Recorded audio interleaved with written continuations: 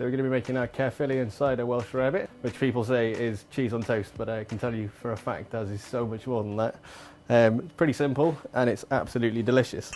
Going to be adding our cream, Morgan sweet cider, Worcestershire sauce, cider vinegar, and a couple of pinches of smoked paprika.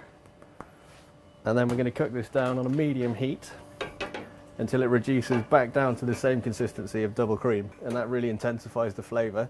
At that point we add the cheese and eggs to it and whisk it, and it emulsifies it. So what we have here is the Caerphilly cheese, which is made by our friends Todd and Jess Trethowan. It's one of my favourite cheeses and it's an absolute pleasure to cook with. It's really creamy and it's got a hint of lemon to it, and it's utterly delicious with our rarebit. Okay, so we're at the right consistency now. I'm going to add my eggs and my Caerphilly cheese. Going to then put this over a low heat and just whisk it until it's completely melted. Really important to keep whisking it as it melts, so you're emulsifying the cheese into the sauce. At this point we just let it cool. It'll thicken up as it cools, and then we use that as a paste to spread over the toast.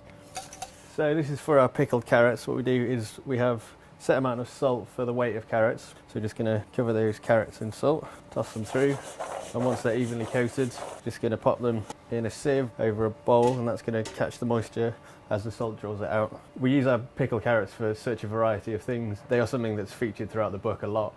Okay, so we've got our carrots that we've salted before. We've left these for a couple of hours, and all that's happened is that the salt has drawn off the moisture from the carrots, which is exactly what you want.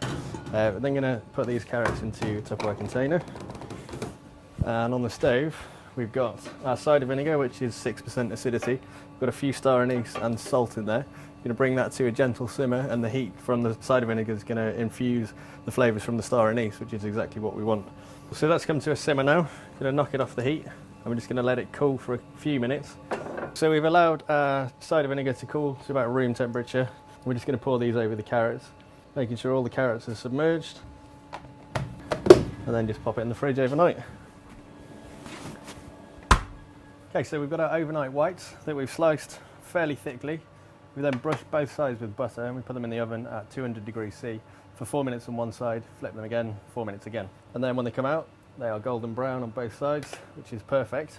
And with that, we're going to spread the rarebit sauce that we made before onto. More is better with this one. So once that's done, it's a case of placing it on a baking tray, just putting it in the oven for 5 minutes. So while that's in the oven, we're just going to plate up the salad that goes with it. We've got some amazing leaves that Mark's grown. Big Mike's, which are a type of mustards. Winter purslane, which is this little arrow-shaped leaf that we use a lot for garnishings. And then the carrots that we pickled before, we're just going to dot these about the salad. A little bit of our salad dressing. And then just finish with some seeds. Got some poppy and sunflower seeds, a few mustard seeds. And that's ready for our rarebit. Okay, so after 5 minutes in the oven, this is what it'll come out looking like. Plating up is pretty simple. Just a case of taking it off, putting it next to your salad, and serving.